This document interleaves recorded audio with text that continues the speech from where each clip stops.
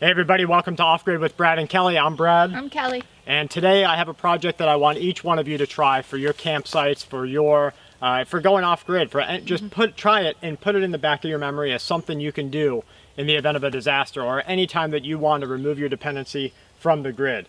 One of those dependencies, of course, is our love of running water. Yes, the running water from a faucet is like, it's like comfort. Yeah, it's comforting. And so, you know, for thousands and thousands of years, no one had access to running water. No. And so they used wash buckets, they used all sorts of different things. So this is a camp faucet. Yes. It gives the semblance of running water in the fact that you can turn something and water will come out. But what it is a really great essential part of camp hygiene or off-grid hygiene. Absolutely. And cheap. Yes. If you look at the difference between having a cistern set up that's going to have water pressure to push water through without a pump, through PVC pipe or copper pipe, into a sink, out into a basin, you're looking at hundreds of dollars. Right. This is reuse all the way through. Every bit of it is reused. Right. And even if you were to go buy each thing individually, it would cost you a mere like $2. Yeah, right. So this is a camp faucet. It works on the same principle that city cisterns and city water pressure works on, and that's that there's an enclosed amount of pressure that can get moved through the air. The air moves through it, and the amount of pressure that's inside this contained vessel will push through water through the outlet.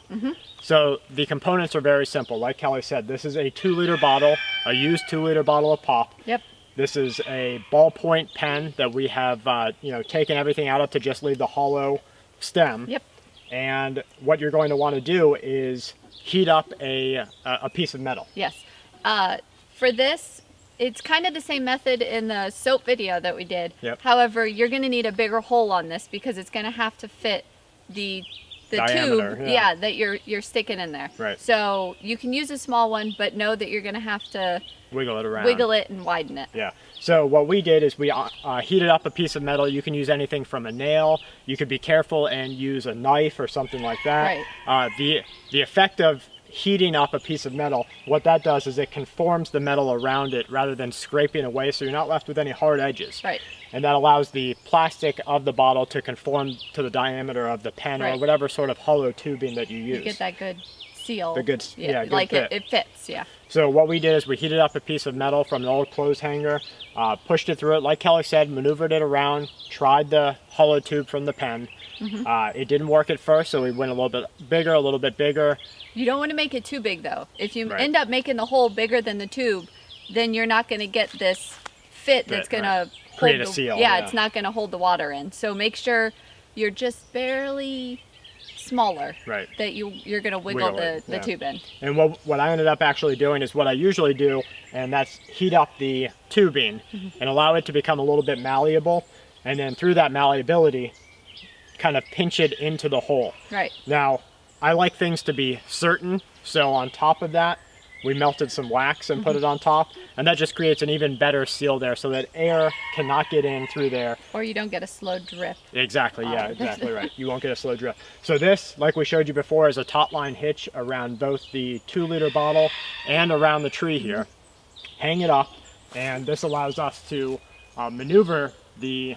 Yeah, you can adjust it. So again, just like with the soap, just like anything else, you're gonna be able to adjust it to where you need it. You know, if kids are around, you can adjust it. You can bring it lower. If you're washing washing dishes, maybe you might not want it way up high. Yeah, right. Because the higher it is away from what you're doing, the more waste there's going to be, the more splash you're going to have, and you're going to end up making something dirtier rather than clean. Right.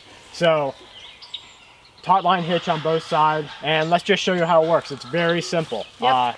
What you're going to want to do is just open the cap up to allow air in, and that air is going to push water out. And you have running water.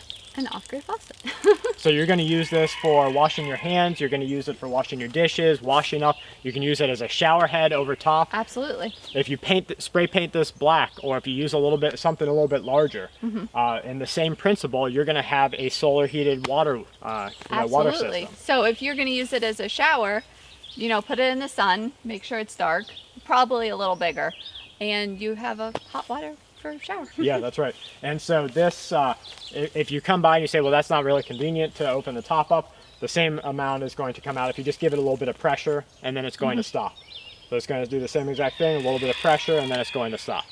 And so that becomes very useful. It's a good part of camp hygiene, and we hope that this weekend you guys will go out and give it a try and let us know if it worked for you, if you had any problems, if you couldn't get it right, or if you have another method. Yes. We had built one before that was upside down, Yes. and we had a piece of aquarium line, aquarium tubing, Right. with a little shut-off valve on it. That Yeah. also worked, but this is so much better, so much more convenient. And it seems to conserve the water really well. Yeah, Which no drip. if you're out camping, or if it's like a disaster, Grid down, yeah. grid down, you're gonna want to conserve every bit of water. Yeah, that's right. So this is a really good method for that we found. So if you have another one, feel free to share. We love to hear other ideas and to give it a try also.